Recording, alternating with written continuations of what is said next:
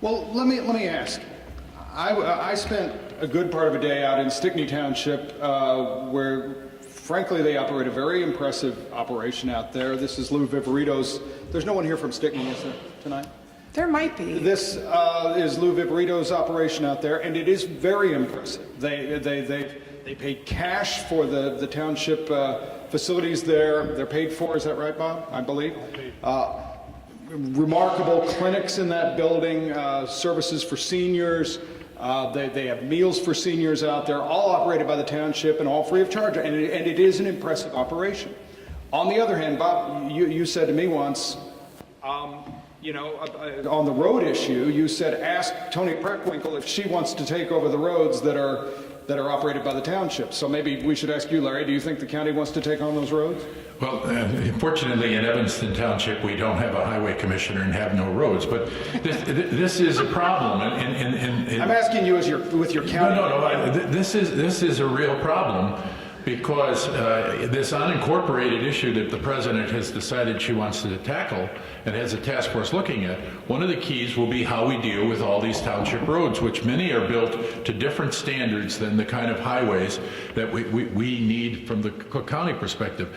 At this point, when I talked to the mayor of Northbrook, because I represent one little unincorporated area when the president first suggested this, that area has only township roads. The mayor of Northbrook said, I'd be happy to incorporate that part to Northbrook, but you get those roads and get a sewer system and get lighting up to our standard, and then we'll talk about annexation. So there's some real issues here of how services have been provided historically, but I think that this is a really good opportunity for us to now understand we need to look at these situations, especially in an urban county like Cook, and try and come up with a solution. And maybe we're going to have to take on those roads and take it on with hopefully motor fuel tax that'll still be there after the Congress votes. These arguments of duplication of services and the fact that a lot of these townships are sitting on large amounts of cash, sometimes tens of millions of dollars. Would you address that?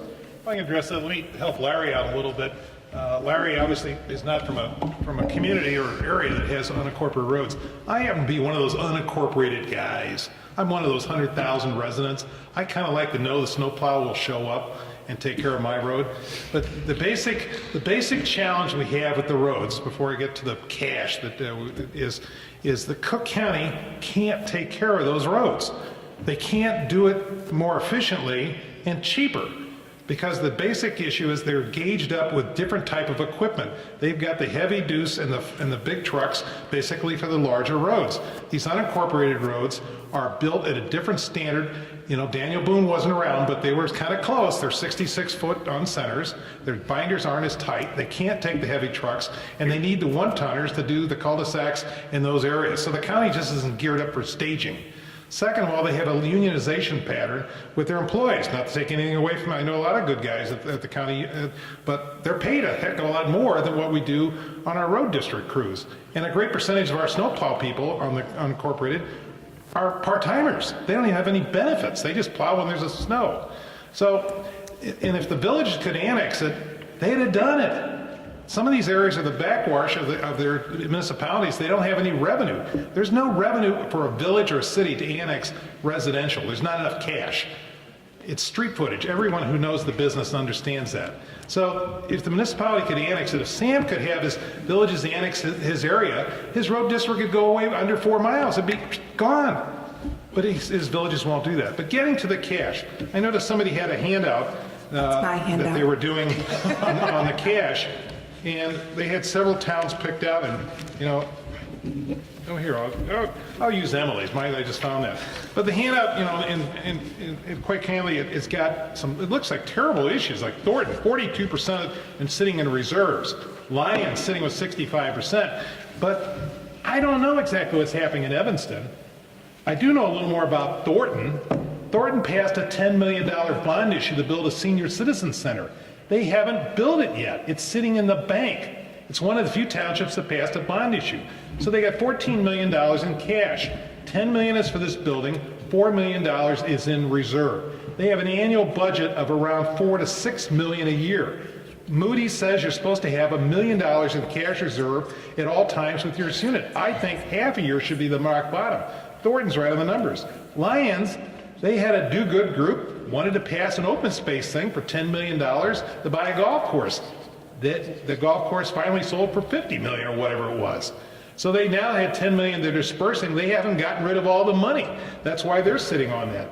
In Stickney, you got to know Lou. Lou pays, as most of these townships, everything with cash. Hanover and Wheeling's the same way. They build their reserves to buy their building and their equipment for cash. They do not bond. They don't take indebtedness. The city of Evanston obviously has millions of dollars in debt, as most municipalities and cities do. Cities don't have that. The Evanston Township has no debt. Now, you only have GA and you have assessment work here, but they rent a building. They don't even buy a building at this point. It just makes more sense, I'm sure, to do that. So that's why some of these townships do have some cash. You got to know the facts, just not these sound bites that you get out on the street.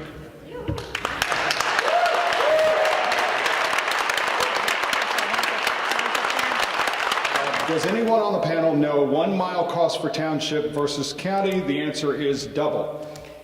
There have been some complaints the township highway departments spend tens of thousands of dollars per mile. In fact, Emily, didn't the BGA actually look into that issue?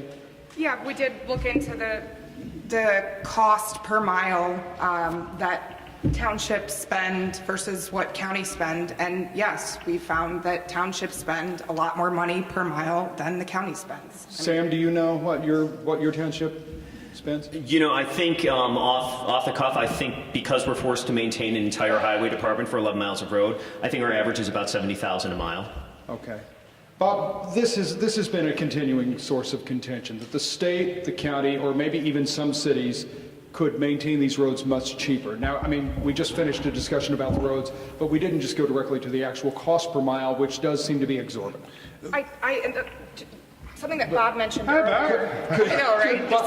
Something that Bob mentioned earlier that I do think right now is a valid point is that townships have equipment that fits onto township roads, and counties don't have that equipment yet.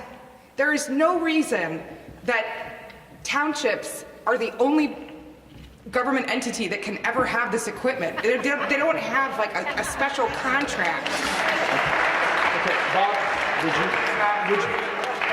would you just address the issue of cost per mile?